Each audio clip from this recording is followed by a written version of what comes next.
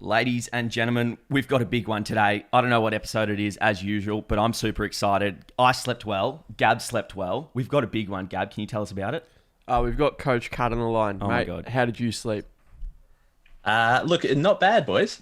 Yeah, not bad at all. We've got construction work going on very bright and early here. And we've got some windows changing on, at about 6:30 tomorrow, which in the Danish cool breeze will be nice and cold. So be a rude wake up tomorrow. So just getting into it. Yep. And just on the topic of sleep, mate, do you is that something that you really emphasize? We know how important it is for recovery. So is sleep something that you really try to get enough of? Look, it's one of those, I think for you boys, it's probably a bit like this. Actually, that's a lie. I've listened to the podcast before. You boys are pretty hot in your sleep. For me, it's always been one of those do as I say, not as I do things. It's been a bit of a struggle for me. Yeah. Going from, you got a bit of problems with your sleep, don't you? Yeah, I'm cooked, mate. Yeah? Is that why the extra caffeine this morning? Eyes are nice and bright. Yeah, no, we've loaded up on the caffeine, so I'm going to be a bit jittery, but I'll get through. Now, it's nighttime where you are. It's morning here. Where are you, mate? Mate, it is. I'm over in Denmark. It's been a bit of a absolute whirlwind of a year, as it has been for everyone. But I mean, on the plus side, I'm completely online coaching now. I've been in the industry for 10 years, and the majority of that's all of that's been on the gym floor. And now to go from 4 a.m. wake ups to rolling out of bed and not happy about it at kind of 8 or 9 o'clock. My sleep's definitely better, but it's a work in progress. Were you waking up at 4 a.m. to train clients and things like that? Yeah, well, by the time you got to, 4 to 5, depending on the cruise. I was based in Adelaide originally, and that was a bit more of a trek, and then moved to Melbourne and had a little bit of a cruisier wake up. But I've never been that person springing out of bed too bright and early, so I drag myself there. But but with the help of a little bit of caffeine. So yeah. Oh, that's good. Radelaide. So you were born and you grew up in Radelaide? Actually, so I was born in the Middle East. Wow. I was born, So I've traveled a few Ks. I was actually born in Oman, which is a couple of hours from Dubai. Or if I think you follow soccer a bit, Gab. I think they're not too bad in soccer. Or once. I think they usually give the Socceroos a run for their money or something like that. I don't keep up with the Oman football team overly, but. It's a shock. I'm appalled to hear that, quite honestly. But yeah, so I was over there. My dad was a pilot, so I was over there till I was about 10. Moved back to little old Adelaide. Yeah, and Dude, then 10, that's pretty late. Like that's I was in Singapore till I was like 4 or something, or 5. But 10, that's a good cultural experience. Could you speak another language? Look, mate, it's a contentious topic at the moment. I'm trying to learn Danish, but we're in lockdown here, so all I can say is I can order coffee. I can't even order a beer at this point. So that goes to show just how much of the culture I haven't picked up. But no, I was in the Middle East till I was 10. Moved over to Adelaide, and it was a really good cultural experience, and I'm grateful for it. But it was also not. In hindsight, it wasn't quite the cultural experience it could have been, because it was very much the expat life. I don't know what your life in Singapore was like, but a lot of the friends were Westerners, expats. Yeah. So it was definitely, I didn't realize how much of a cultural kick it was until I got over here. And got accused of speaking with a British accent in the South Australia, which is a bit horrifying. Yeah.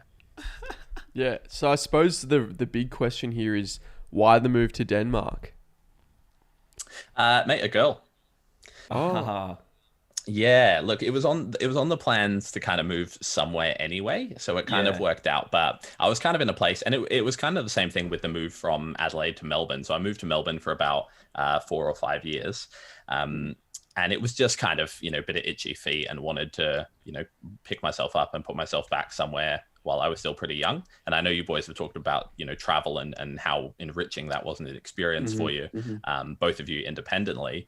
So it was a little bit of that. And then, classic Tinder love story. And a bit over a year later, here we are traveling through a pandemic and making all sorts of bad decisions. Yeah. The pandemic's aggressive, traveling during a pandemic. Are you guys in lockdown currently? So you boys will know exactly what it's like, but I kind of copped the first lockdown in Melbourne, the first couple of, 6 weeks or 2 months or whatever it was, maybe longer.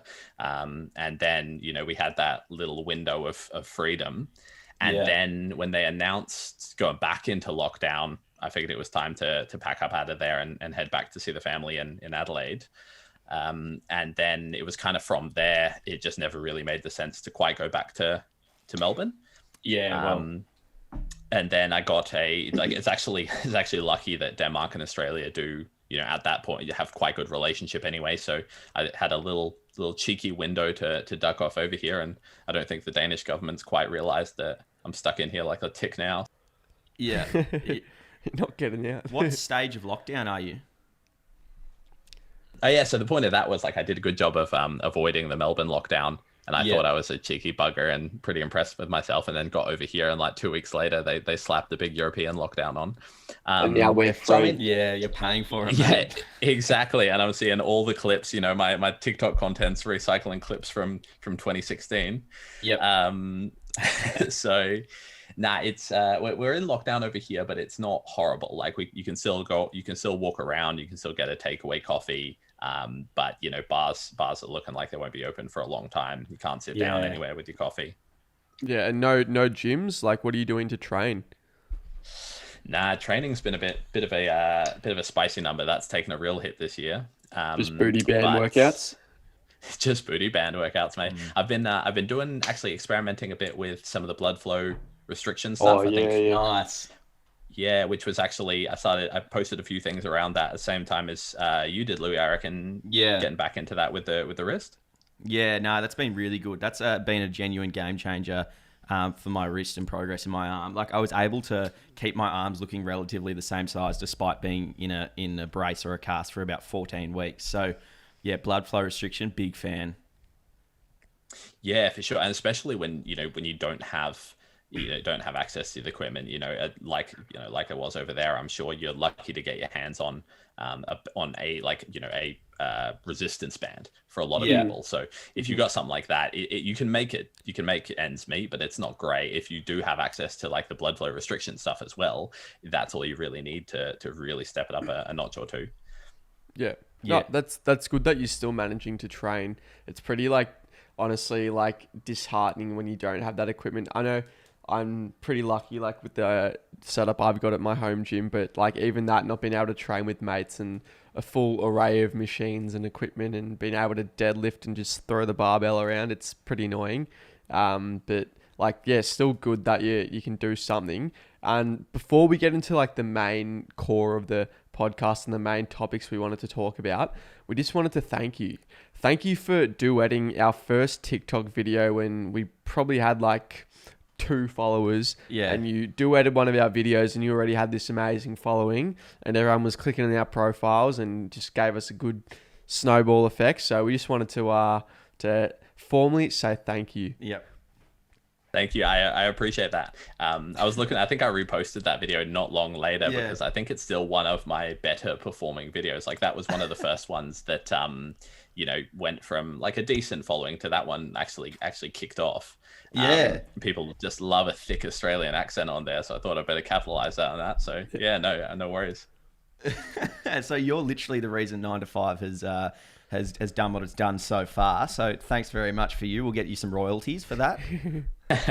Absolutely, yeah. I'll look forward to the Amazon affiliates 17 cents per shout out from there. Yeah. I'll still get paid more than TikTok's paying Australian creators, so I'll take anything I can get. We'll make a 9to5 kind of pyramid scheme. So as long as you and 4 of your mates get involved, mate, then it's all good.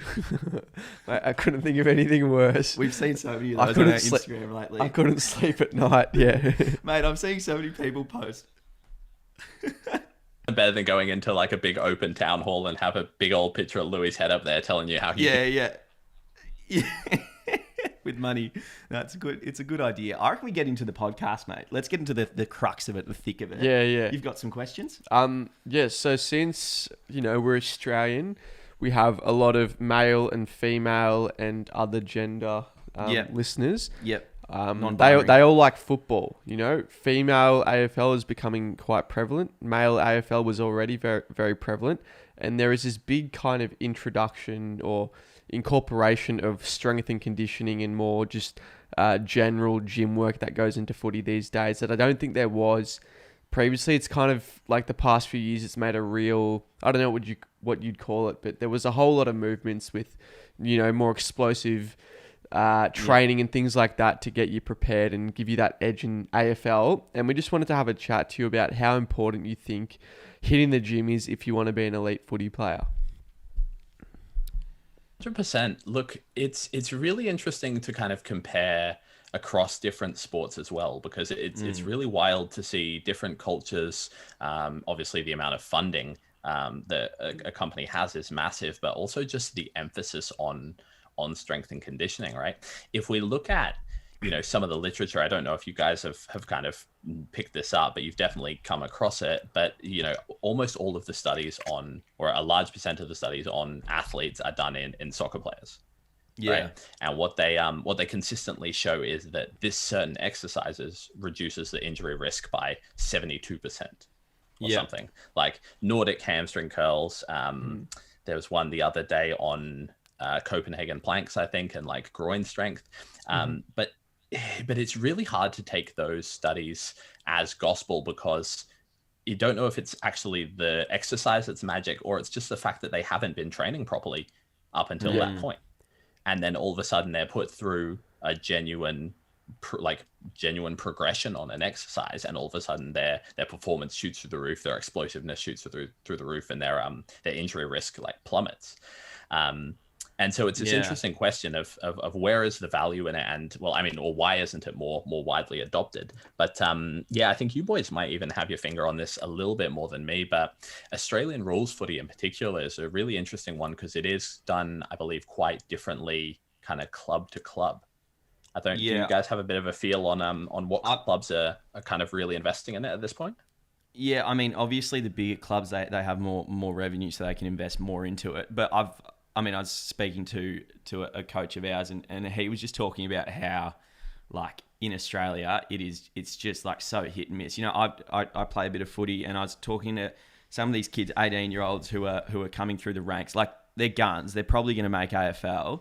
And it's like, oh, what strength and conditioning are you doing? Like, are you doing any of that? And they've got they've got all the injuries. Oh no, not doing anything. And it's like, oh my God, you're the peak so far in the industry. You could be the next like Chris Judd, and they're doing nothing. Not even plyometric stuff. So it's in Australia, it's pretty crap, to be honest. And any form of kind of, I think, like with what Gab was saying, where it's come to the surface a bit more recently. I think that's literally just through people like 9to5, people like yourself, just like talking about it a bit and making programs on it or stuff like that. But it's pretty crap here in Australia. I haven't heard a whole lot about like the soccer scene personally. Obviously, a lot of the tests are done through soccer, but yeah, like I don't know, it's a bit crap here in Australia.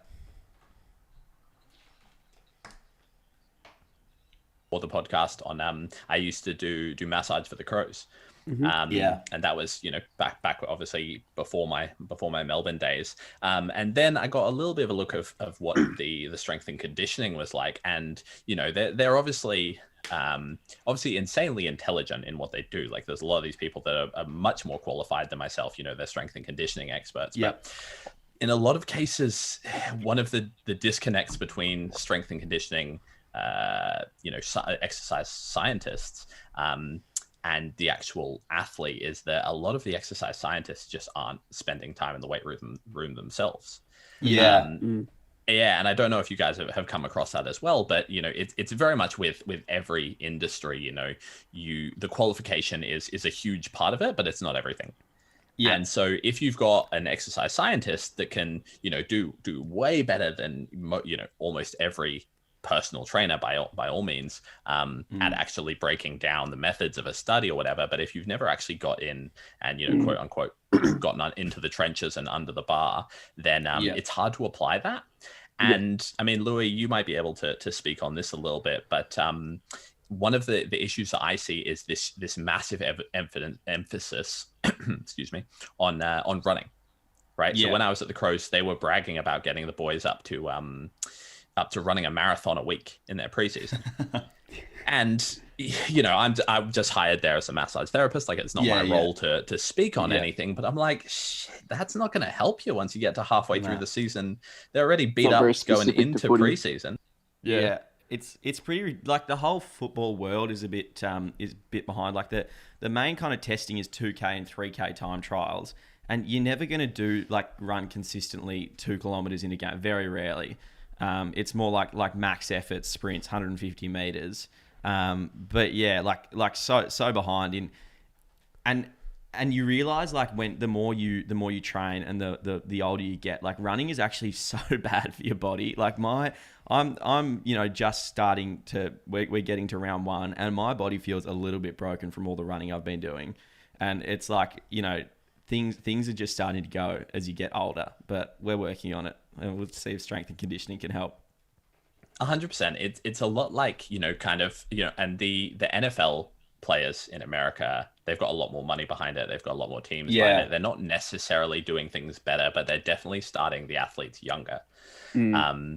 And so one of the things you get, by it's a lot of the nature of the sport, but it's also the association or the stereotype of the nature of the sport, right? So NFL players, rugby players are told, you're going to have to make collisions head on, go put on some size, go get in the weights room from when you're young. And that they end up with these massive necks and they can take a hit, right? But then we look at every young gun blowing out their knees, knocking themselves out 6 times in preseason. Like, what do you think AFL players are doing? They're not sitting around on their butts waiting for the ball to come to them, right? They're going to take the same kind of hits that you are as a rugby or an NFL player. We're doing our players a disservice by not kind of prepping them for that. So, I mean, just for a practical takeaway for, anyone listening to this, like, if you are interested in being an athlete and performing at a high level, by all means, in your preseason, spend some time working on your hamstrings, your groin, some rotation work. If you can do that alone, you'll be much less likely to get injured, I think, than pretty much all of your teammates, I would say. Yeah, and that's something I definitely wanted to bring up. Just like, you see those gyms that the American football teams have, even at the college level below that, like, there's, like, the college teams are 10 times bigger than our AFL teams. Like, it's just crazy. Like, you see their weights rooms and it is just, like, state of the art, like it completely, like an iron haven. It is just ridiculous. And they're like, that's where this whole culture of weightlifting comes in America. Like from the time they're out of the womb, the dad's going, you need to bench 225, son, and you're going to be a disappointment. Whereas, like, if you're a male here and you hit 225, you're like some sort of God's gift. Whereas it's like the starting point for them. It's like ridiculous. There's just such a divide. Like, the American powerlifters that's why because as you said, they start early and it's just ingrained in their culture. Especially, I mean, it's a bit of a, I'm going to try not to swear too much, but I think every time I talk to an Australian accent, it comes out of me a little bit. No, you got no but hope. it's a bit of a shit show. But, like, the NFL Combine, like, the fact that they test those things is more indicative of, at least, like, it's just a pissing contest at this point to get sponsors. It's not, it doesn't actually assess their ability to perform. But it is bloody impressive, right? When they watch this nose point bench 100 kilos or something, 220 pounds for, like, 56 reps unbroken or something, and they're horrible reps, but it's they're just like quarter reps. It's all through it's unreal. And this guy's like 150 kilos and can run the 40-yard dash in like a quarter of a second, and he's just half repping for 50. Hey, Curtis Curls, mate. There you go. Shout outs. Give him your royalty fees. Nothing. But even that mentality around, like, okay, so we need our players to be big, we need them to be strong, we need them to be able to sprint, and then we go to AFL and we go, okay, we need you to be able to run a 10K unbroken. Like, that doesn't really accurately assess the force and the road. Like, you never run in a straight line in footy. It's just, if you do, you're gonna get fucking smacked. You will die. Did you do many sports when you were younger? Like, when you were here in Australia, what was your kind of go-to? Not football. I did, but not well. No, I played basketball growing up. I went to Heathfield High School in South Australia, which is a pretty well-known volleyball school. So those were my kind of sports. I did start playing footy later, but I was just speaking of a sight to behold on the field. I don't think you could picture a slower player if you tried. But it was a bit of fun. It was just to get around the mates. So, Yeah, nice. basketball. So now going to something a little bit, I don't know, maybe that's something that doesn't require as much strength and conditioning, but maybe a completely different kind of perspective on exercise is this whole esports field. Like, obviously, Louis, you don't play many games, do you? I got addicted to the PS3 when I was in year 11 or year 9 maybe. And then the rule was if I got rid of it, then we'd get a dog. So I haven't played since. Yeah, I used to be pretty addicted to games. I'm not sure about you, Braydon. But yeah, talk to us a little bit about esports. We know that it's definitely an emerging field in terms of what you can do to support it in terms of the gym and things like that. So did you want to speak a little bit about that? Yeah, so that's I was teasing to you boys before about that's a bit of a passion project for mine and for me, and it's a direction I would like to head.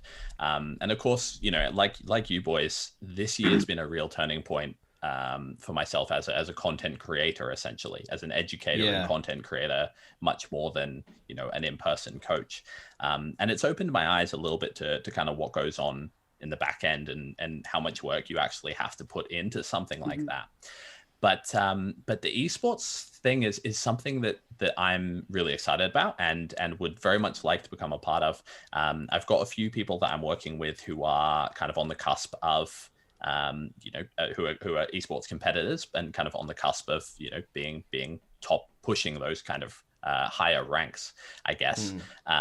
But like you were talking about the strength and conditioning facilities out of the American colleges, right? The gaming facilities that these guys are setting up now, the amount of university courses that are being built around an esport infrastructure is insane.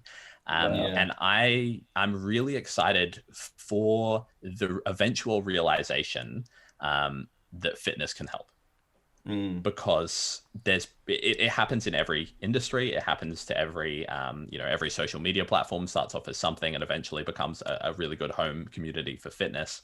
But we're seeing this turning point now, particularly through some big name YouTubers who are steering the ship away from esports athletes and gamers and streamers from being stay at home nerds or whatever, who are just logging hours and hours on Counter-Strike, League of Legends, whatever. To now, some of these, some of them are even getting some vitamin D now. Some of them have girlfriends. That's awesome. And there's a few out there that are actually like weapons, and they're out there kind of documenting their fitness journeys.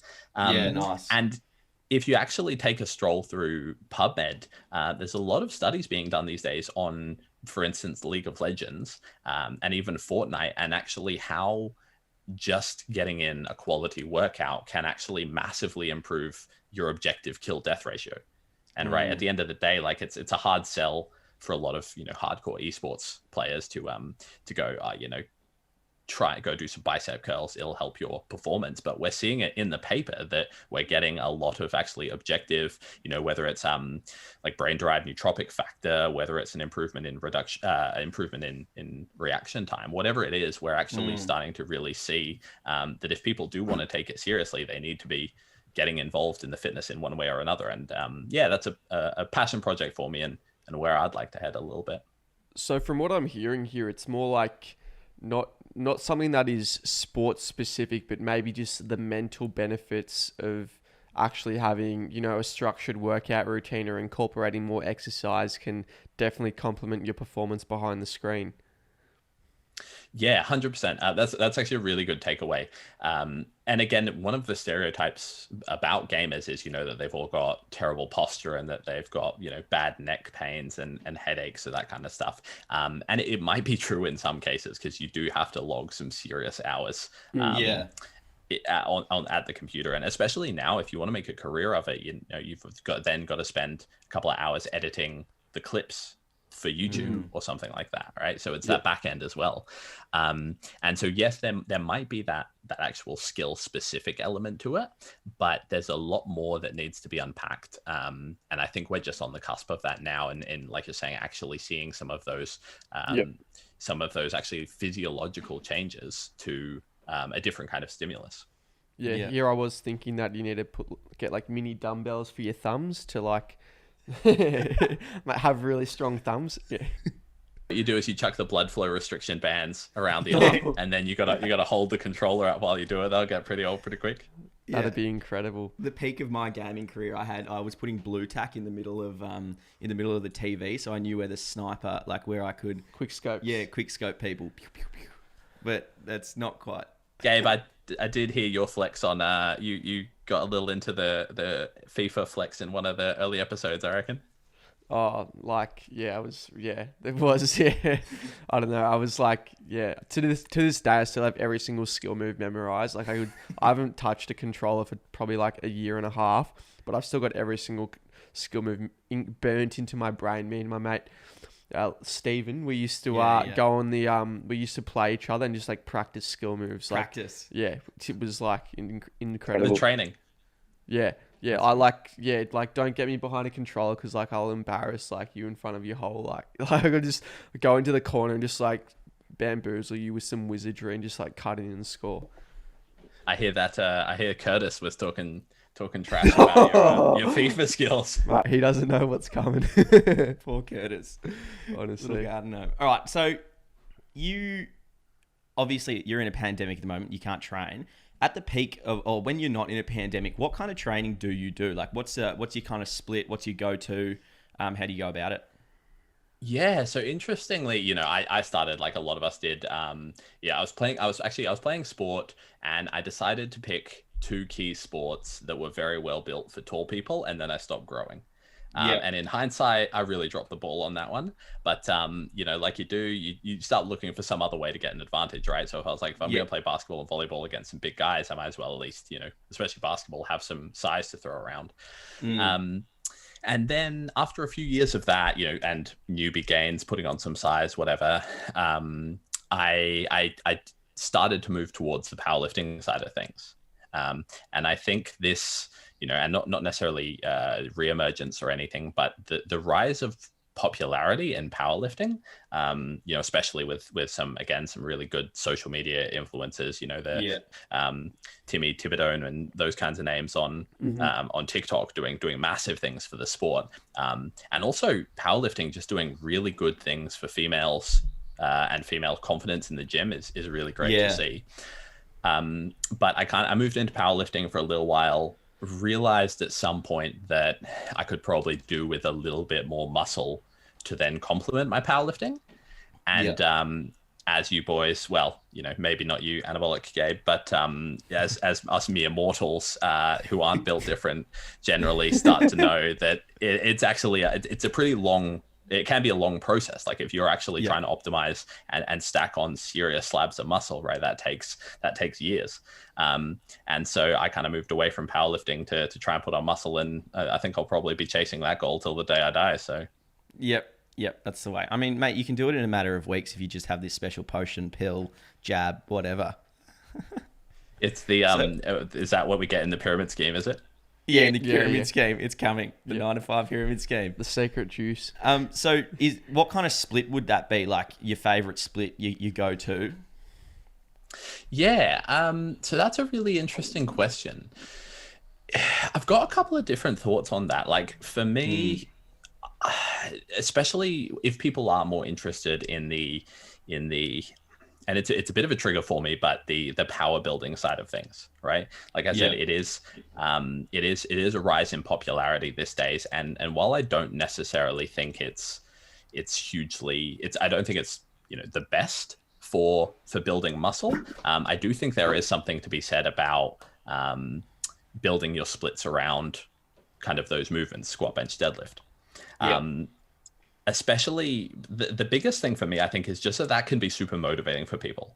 I know I jump on different social media accounts and I talk about, you don't actually need to deadlift, you don't actually need to squat, because I think that is also a misunderstanding as well, that you need to do certain exercises to put on size or to get strong. And I think that's a bit of a misunderstanding. But building your workouts around, the big three, for instance, squat, bench, deadlift, or squat, bench, some kind of press, I think can be a really useful framework, especially when people are new into the gym.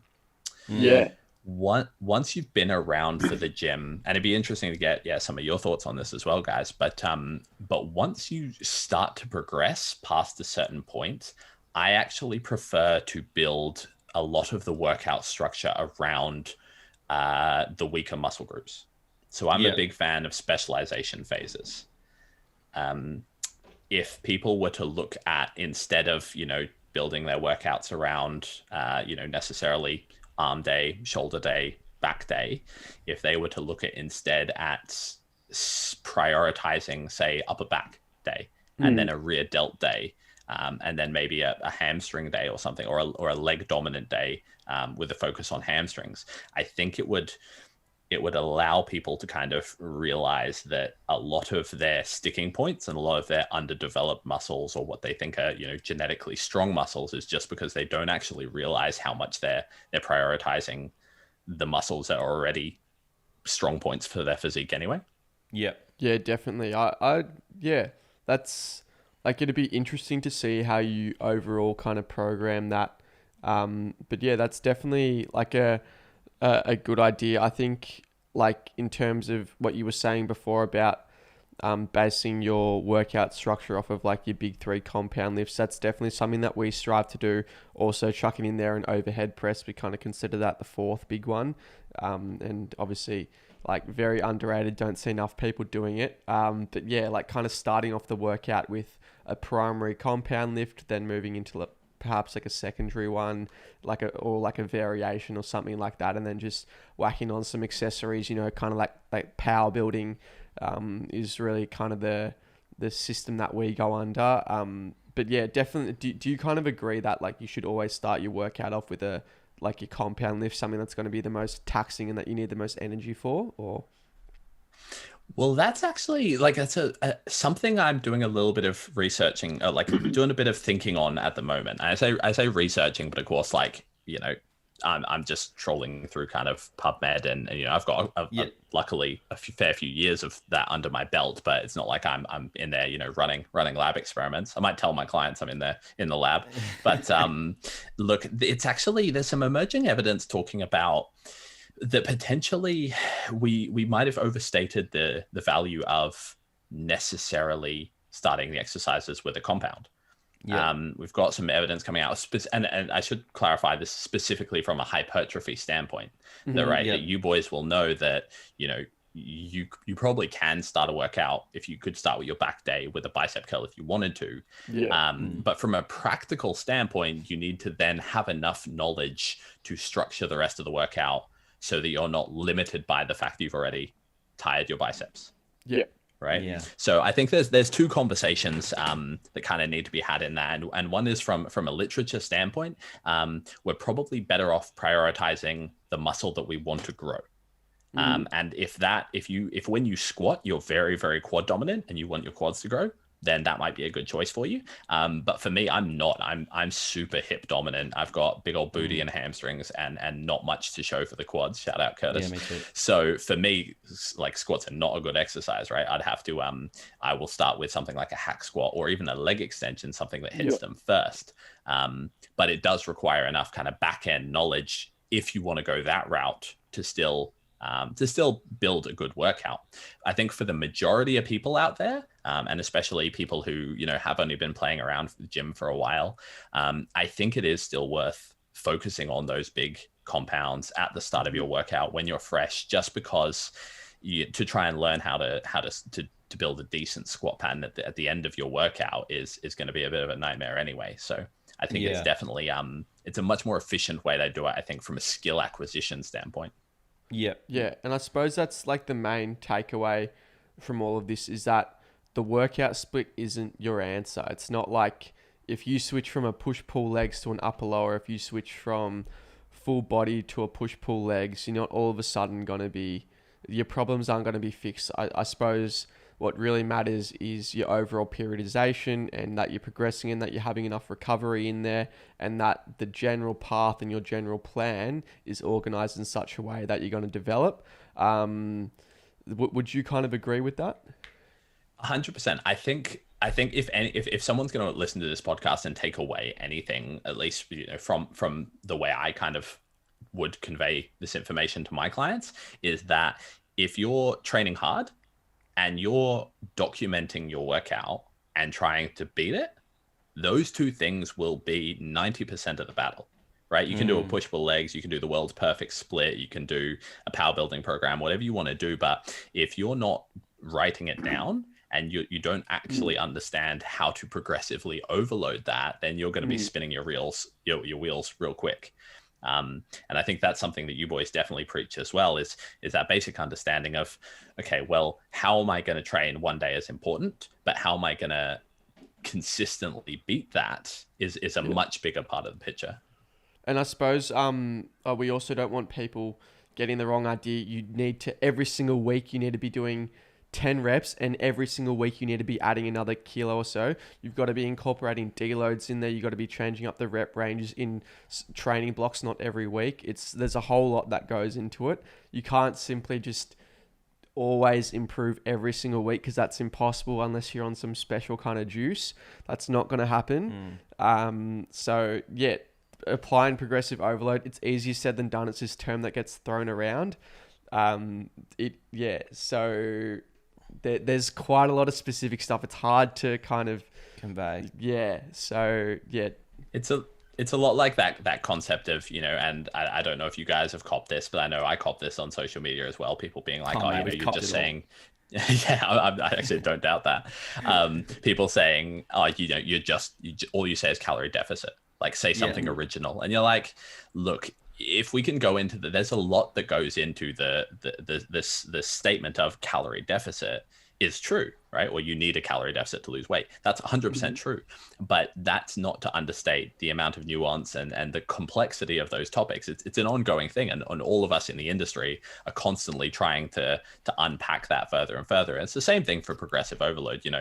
Just to say it as a throwaway concept is easy, but I mean, you do kind of need to understand those principles. And I know you boys have the programs that you give out. And I know you've talked about, reps in reserve. And I don't know if you do like an RPE system and those kinds of progression models. Yeah, just getting a good program from a good coach, like the NTF programs, and following that will be one of the best ways you can kind of understand these vague concepts. And actually learn how to apply it to yourself. And once you do that, you will make progress, right? If you're applying those consistently, you'll make progress. And I suppose, I don't know, there might be a few people in our programs that don't even look at the RPE column, but that is what dictates your progressive overload. Like, you need to know in your head so accurately what that RPE actually represents. And I'm a victim of it too myself. I sometimes don't know what an RPE 9 feels like. It takes a bit of work to accurately perceive that in your own head. Like, when that says RPE 7, it says that for a reason. It doesn't mean do the exercise however you want. It means perform it to this intensity. And I've got mates that have been doing like other programs like the Jeff Nippard program and things like that, and they're like, I didn't even look at like that it was an RPE 6 week. It's like, bro, that means it's like a deload week. You need to don't just like perform it like just whatever you want. I've done that before. Yeah, it matters. Like, that's what dictates your recovery and your progressive overload and everything, like your effective training. Yeah, so 100%. It's one of those, there's columns, and especially when I'm working one-on-one with an athlete, I'll spend a lot of time putting in tempos for each exercise. And it's one of those things as a coach, RPE, reps in reserve, tempos, you're just in there grinding away numbers, just shaking your head, because you're like, they're not gonna fucking look at it. They're just gonna skim over it. 3 weeks from now, I'm gonna have to ask them why they're doing this kind of weight for this amount of reps, and then we're gonna have that conversation. But when clients get it and everything falls into place, it's a good process. But yeah, you can definitely lead a horse to water, But you can't make have it to be drink, yeah. really like, that's something you have to be accountable for yourself. Like a coach or like a program can tell you, but like it's up to you. You need to understand the term. You need to understand your own body essentially. And the people who get the most results out of all of our programs and are the ones who like dive into it, like read everything we've written on the program on what everything means, instead of just like messaging us straight away. Why is there like a zero? What does RPE mean? Well, it Yeah. actually says like 3 times in the program what RPE means, and you could Google it as well. Yeah, like we're happy to answer that, and we appreciate people buying the program. But if you want to get the most out of any program, anyone's program, you need to read all of it and understand what they're talking about and immerse yourself in it.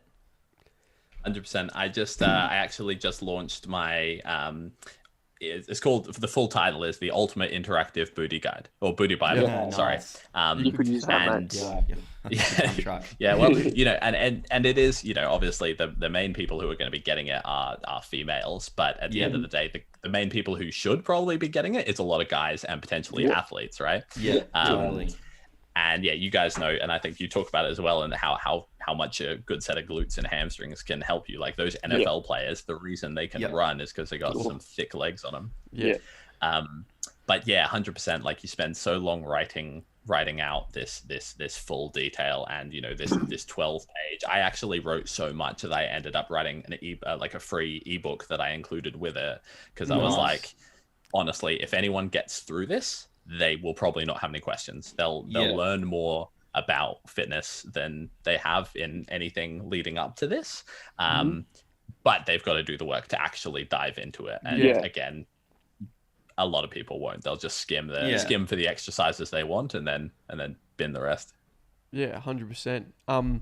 So I think we've spoken quite a bit about that topic. Some really good takeaways there. Now, mate, we've heard you're a big fan of boosting your testosterone through cinnamon. Do you want to tell us a little bit about this revelation, this profound study? Revelation, mate. The amount of things, and you know, again, social media brings out the worst of it, but the amount of things that can boost testosterone or boost fat loss. You know, you boys are always talking about these magic pills and supplements and everything. Magic beans. It's just unreal. I think there was someone I follow on Instagram that made a good post, and it was like 6 different diet books. And it was like, if you take the advice from all of these 6 books, you're literally left with nothing to eat. And at the same time, you know, if you have ginger or cinnamon or garlic or this ketones or whatever, like they all boost your testosterone. If that really worked, we would be so riddled with the stuff. We'd all be walking around looking like bloody Rolly Winkler or something, just absolutely monstering around. But mate, yeah, there's a couple of videos going around at the moment talking about cinnamon, but I think that the biggest take home for me, this is one of the things. If you said, okay, what's one thing you want to put on a billboard in the middle of Times Square, like so everyone can see it, it would just be, and this is very niche to me, but like acute hormonal changes don't mean shit. Yeah. And I think if people understood this concept that a raise in your hormonal levels, or a raise in or a decrease in your insulin, or an increase in your growth hormone or IGF-1 or testosterone actually means so little. It's long-term changes absolutely mean something, but if all you had to do was take a little bit of something and then you'd blow up, then these big boys on stage wouldn't be having to spend the thousands of dollars and the medical tests they have to do, right? They'd just be having cinnamon up their nose before a workout. I've heard that's what Chris Bumstead does. What, lines of cinnamon? Yeah, he just does lines of cinnamon the whole time. Rack him up. That's who I was trying to think of, not Rolly. I picked probably the best looking man on the Olympia stage and got him confused with the worst looking man on the Olympia stage. But yeah, Chris Bumstead, actually, he did tell me to stop telling people to have cinnamon because he doesn't want us to get as big as him. So yeah. That's the way to do it. I suppose like on the topic of boosting testosterone, like it's like things that you can do naturally, like I suppose you can aid it just through general lifestyle changes like good sleep, exercising regularly, like a good diet. There's a few other things like that I've read about. Like obviously red meat probably has some sort of a little bit, like obviously it's, as you say, an acute hormonal change. I suppose there are certain like lifestyle things you can do to raise it naturally to like an optimal kind of natural level. Is that something you believe in? Yeah, for sure. Like this is something that not a lot of people talk about, and when I do bring it up with clients, it's always a bit of they're always a little bit shocked, right? And I'm not sure what the age of the NTF crowd is like, but I will always ask my clients like, what is your sex drive like? Because that's a big one. Yeah, because your sex drive is one of the and for females it's their cycle, which again is something that that guys don't want to talk about. But it's super important. Yeah, 100%. And it's these huge markers of overall health. And again, when I post content on social media, it's a lot of whether it's like clickbaity or whatever, it's not nuanced enough for people, and you get accused of being non-holistic or whatever that means, right? But health, like and putting on muscle is about so much more of like actually looking at the whole individual and their health. So 100%, like one of the best things you can do to make sure that your testosterone levels are where they need to be is make sure you're getting adequate fats in your diet. That's a big one. Yeah, 100%. And you don't actually need like crazy high levels of fats. And you guys have said it before. It's that's where people often go wrong with their massing diets. I think is going too hard on the saturated fats in particular. But just making sure that you're getting some red meat in, or some fish ideally every now and then is a really good way to make things. Yeah, absolutely. Like that stuff's super important. And coming back to, I just kind of touched on it, but coming back to the sex drive thing, that's actually a super important indicator of overall health. And guys tend to be more of a bit of an on-off switch. Like, have either of you guys competed or dieted down really hard? I haven't. I've never got to that unhealthy level of shredded just because, what's the point for me? I'm not stepping on stage, but yeah. Yeah, no, 100%. If unless you get a step on stage, it's not a particularly pleasant process. But I mean, I did a comp, a couple of years ago now, and your sex drive just goes out the window, right? You're in an extreme calorie deficit, and your fats are pretty bloody low by the end of it. That switch just flicks, right? Whereas for females, it could be a whole nother 17-part podcast, so we won't go into it too much, but for them as well, whether or not you're actually getting that sex drive, whether or not things are going correctly from a cycle standpoint, is such a big indicator of of your overall diet. Are you having enough calories? Are you getting enough fats in? Are you actually supporting your recovery? I don't know if that answered your question at all, but that's actually one of the huge lifestyle factors I've read about.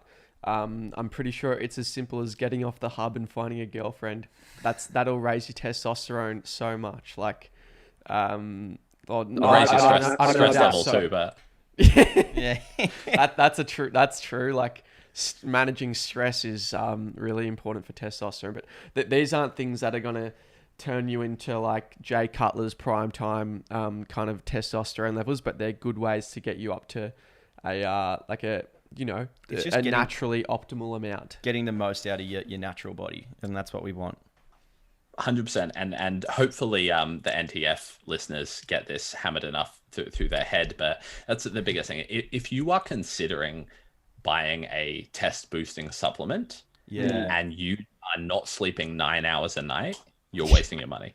I remember I had for legal reasons we won't name them, but I had an old supplement sponsor who I didn't even ask for a natural testosterone booster, but they threw it in there and then they pretty much like forced me to market it because they threw it in there, and I'm like, hang on, I didn't even ask for this. I don't care how much it costs.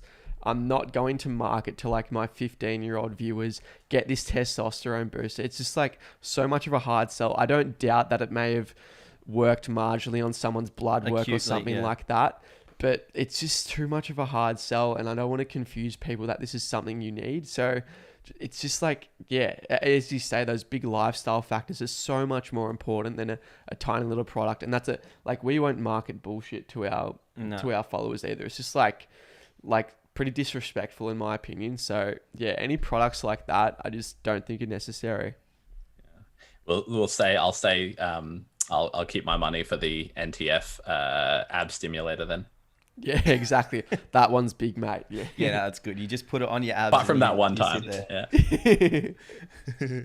All right, let's get into. We've got a few topics. What do you reckon, mate? I reckon the next one we've already spoken about. We've touched on the female divide a little bit, but yeah, I think just like we kind of are very against the way that the industry is so divided in a profiteering way. In terms of gender, you know, female supplements. In all honesty, like female workout programs, obviously the principles of building muscle, I don't feel are so gender specific, but obviously females want to build certain muscle groups rather more than of a men goal do. base. Yeah. So would you like to touch a bit on that, Braydon? Yeah, for sure. Like, and this is, you know, same with you guys, is this is something that I'm really passionate about. I don't think there's anyone who deserves a raise and also to go to hell more than the first person who turned around and went, you know what, we can create women's protein. Yeah. Because that alone, exactly. And put little like female sign on there and you're done, right? But exactly like you boys were saying, like Targets glutes. Exactly.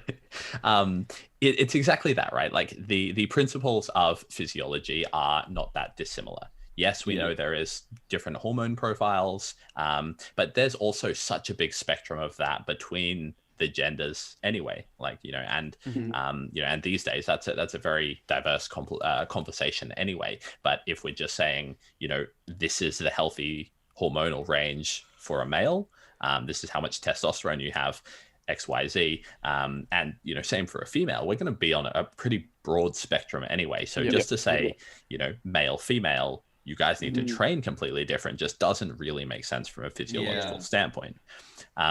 There will be some differences, obviously, but there's actually a few studies that have come out recently as well that have shown like relative strength gains and muscle hypertrophy in women can be just as high, if I think not potentially greater than in men, if they're training under the same metrics. So I think the biggest thing is that, you know, guys get sold a lot of BS when it comes to marketing, but at least the message is somewhat consistent. You know, now with the with social media doing a massive push for illicit substances, which I never thought would be so openly talked about, the message is a bit different. But the message for guys is always consistent. It is people will like you better if you've got more muscle, right? And we don't support that message, but at least it's consistent. Right. Whereas it's so much harder for a woman out there because they get sold 17 different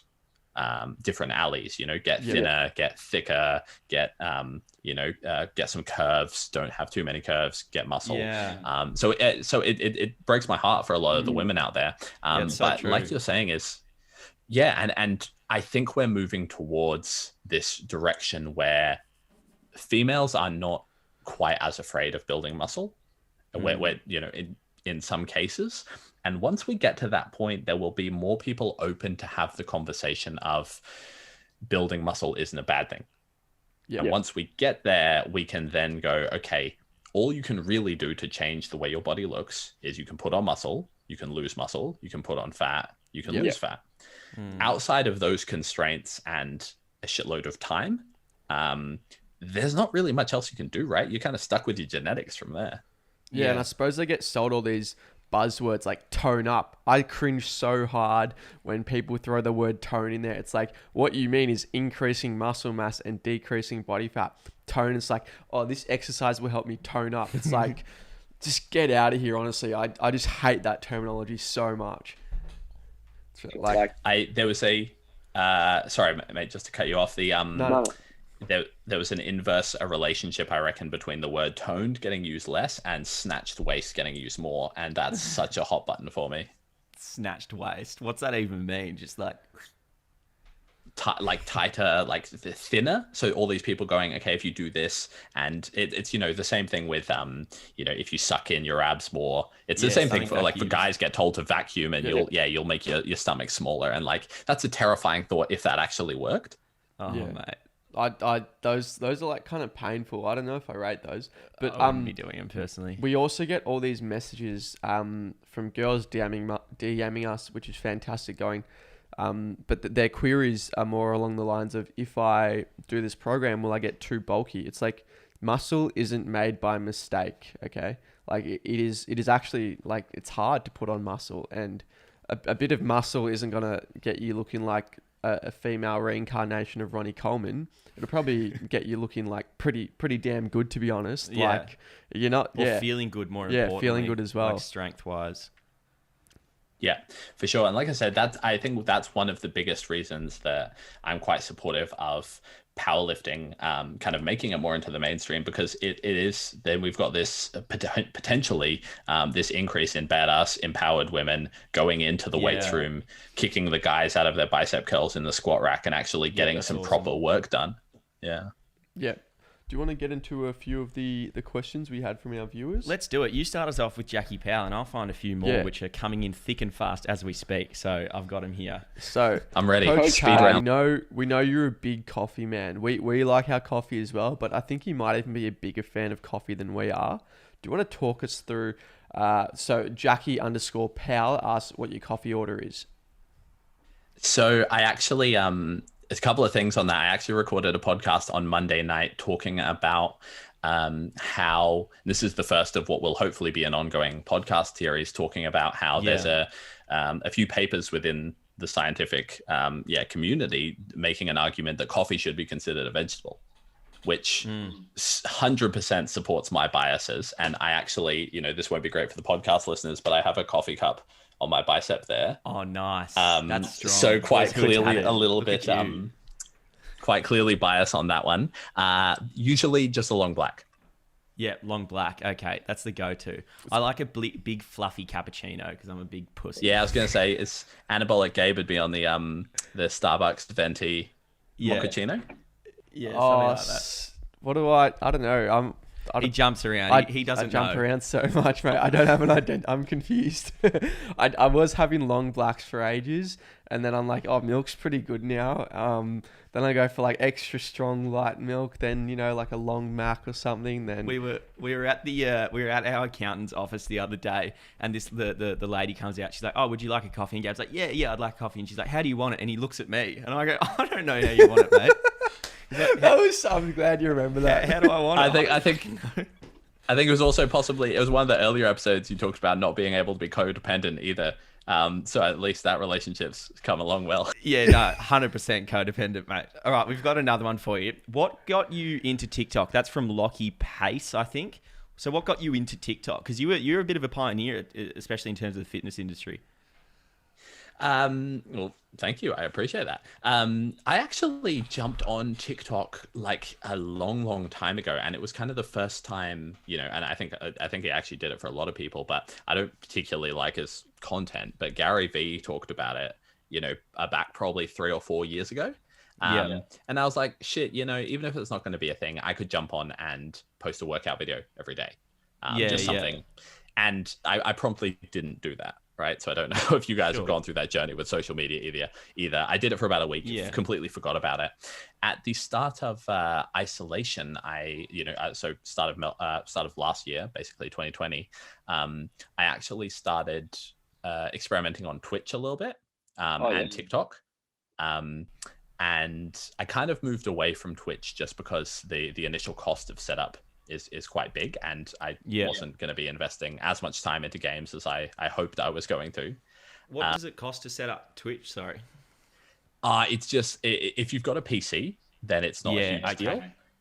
But to get a decent webcam, and you literally, the main reason I didn't do it is because webcams were back ordered for literally like 11 months in Melbourne, because as soon as isolation started, everyone got them for work or whatever. So yeah, it was about that time that I started kind of dabbling on TikTok a little bit, but it was actually really good to see, to be honest, guys like, your mates as well, Brockfit doing some really good stuff. And to be honest, like I was still discovering my niche. I'm really into science and biology and parasites. So I actually initially started making some content about, I think my first video was on hyena sex, which is a Nice. really interesting conversation for another time. But I was going to go down the biology path, and I actually came across guys like Brockfair, and I was like, look, he's an Australian, he's talking shit, he looks like he's having a good time. I can probably, it seems like a good wave to try and catch, and it kind of kicked off from there. Yeah, Definitely. totally. I think the big one for us, especially in TikTok, was like moving away from worrying about the numbers too much, and just posting stuff that we really enjoy. And then like obviously like that's followed with more numbers if you actually enjoy it. But yeah, I don't know. It's a good old TikTok. Sure. Yeah. It was actually, and to be honest, I never thought I would say it, but TikTok's been, so huge in my business, as I'm sure is very much for you guys. Oh yeah, for sure. Because, nowadays I'm involved with the Fit Talkers, which is, kind of the Fit Adam, Bobby Nutrition, I've got blanks on all the other boys there, the Fit Lads. There's a bunch of us there, and we've now developed a membership site where people can get group coaching, because it's allowed us to work with a whole bunch more people. That's a good idea. Yeah. Group coaching. Yeah, well, and like you guys, you've talked about this as well. With Gab, the decision not to pursue masters, like the amount of work that you can get done. The one of the best things about the COVID pandemic is I think it's forced a lot of people into to work collaboratively. So you boys and like and your codependent coffee ordering relationship now. I mean, relies like on me, okay? yeah, okay, there you go. That's on the record now. But like the what you boys have been able to do with NTF and the community of of really hardcore supportive fans that you guys have been able to build is something that I assume you couldn't have imagined a year or two ago. What was Definitely not. what was the move to TikTok for you guys? What kind of prompted that?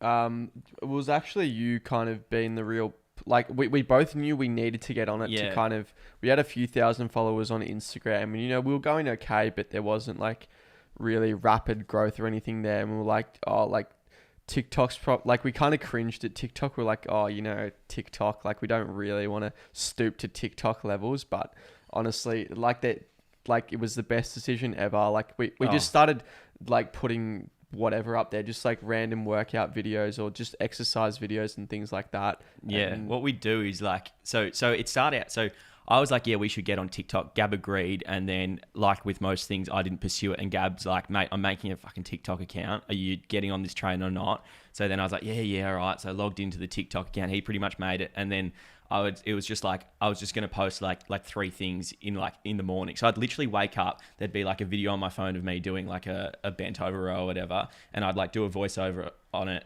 and like 3 of those and just upload all of them at like 8:30 in the morning. And then it just got a little bit of traction. And then like obviously Gab got involved and we were kind of on from there. Yeah, unreal. It is that, like it's really good to see that there are people out there hungry for good quality fitness information.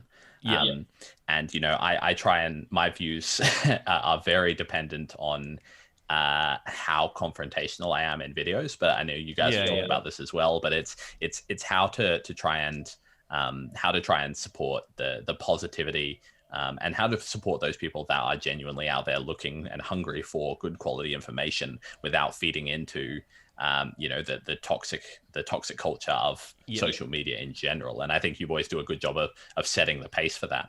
We should jump in there, and I'll see if I can hunt down that original video and give it a repost. It's due for it's a great, It's a crack. I think we'll wrap it up with this question from Thomas Murphy 5. We want to let you get to bed, mate. We know it's very late. Sorry, mate. We've stayed up. You've stayed up for us.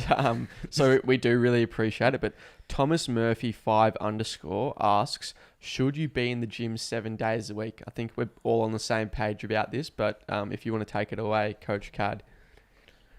Yeah, look, the biggest answer is no, right? At the end of the day, if you're in the gym 7 days, the biggest problem for me, to not go too deep on it, I used to say like a hard no. Recently, I've kind of softened up my views a little bit, but the main reason I still say no is because realistically, you're just fucking pushing the shit uphill if you're in there 7 days a week. Like, what are you doing the other 7 days, the other 6 days? If you can still train with good intensity on day 7, you haven't been pushing where you needed to be for the last 6 days. Yeah, I'm training like 4 days at the moment, and that's pretty taxing. Like I can do like an optional extra 2 like hypertrophy stuff around days, just for fun, power building. But like the 4 hardcore like powerlifting sessions, like so taxing. I couldn't even imagine. Like the 7th, exactly what you say. Like you're not pushing yourself hard enough. Like your sessions aren't structured enough. If you're considering the 7th day. The only time I would probably consider a 7th day is maybe a day in the gym for some active recovery. Yeah, for sure. And like, imagine, if you can wrap your head around the idea of pushing hard for 7 days, man, you need 3 or 4 days to recover after that. Like try stringing 2 or 3 weeks together of that and you'll be absolutely toast. The other thing, I actually jumped on a live call with the Fit Talkers, today, with the membership group today, and I actually had a similar question come up, and my biggest take home point is that like get a hobby. Yeah. If I would much rather, and I tell this to my clients all the time, even if they miss a session and they're not sure whether they could make it up, unless you're prepping for a bodybuilding competition or you're powerlifting or you're really hardcore about it, like no, just go actually do something you'll enjoy. Go learn a new language. Go read a book. Go spend time with a loved one or a friend. Like there's not much you'll get out of those extra day or even 2 days in the gym that wouldn't be. That your quality of life wouldn't be exponentially improved by doing something that isn't in the gym. Take up rock climbing, or in Melbourne, bouldering and martial arts. MMA is huge, so go take up a hobby. Yeah, and I think that's a big reason why in our programs we don't offer the option for a 7th day. 6 is the max. You don't. And like I remember in the early days when we trained for 3 hours, like. You're just doing it wrong if you're in the gym for 3 hours. Like, and that's a powerlifting competition right there. Like that's a meet. Like you shouldn't be in the gym for 3 hours. Yeah, 100%. Thinking back to the days of the testosterone nation, like 10,000 curl arm workout or something, and like a double bacon Domino's pizza. Like you learn pretty quick where you're going wrong. I think so. Yeah, good stuff. All right, well, should we wrap it up, Gab? I reckon we should. If people want to be coached by you, Mr. Cadd, where would they find you and how can they go about that, if that is an option, or what can they do? Yeah, absolutely. Pretty much everything's through my Instagram. That's kind of my main hub. But you can also, so if you head to my Instagram and click on the link in the bio, I've actually got a free upper body mass guide on there as well, which is not a workout program, but it's actually, I wanted to do something a bit different to give people some of the stuff I'm passionate about, which is how can you actually train smart when you're in the gym. Yeah. So it's not a free program. Like if you guys are looking for that, well, if you guys are looking for a program, talk to the NTF boys, but you can jump on and grab my the free workout guide and actually learn some of the principles behind what you're doing. But of course, if you did want to apply for one-on-one coaching or check out what I'm doing with the Fit Talkers, you can find that all on my Instagram as well. Beautiful. And just your Instagram tag, please. Coach Cadd. So you'll find me, I'm a pervasive little bastard. You can find me pretty much everywhere. I've got some really good stuff on YouTube, but it is very time consuming. So it's a work in progress, but TikTok as well, everywhere at Coach Cadd, CADD. Perfect. Awesome. Great work. I think we wrap it up. Yeah. Thanks very much for coming on the show. We appreciate it. And we hope you have a good sleep tonight. Thanks so much, mate. We really appreciate it. I absolutely will. Thanks, boys. Appreciate it. Cheers. See you, mate.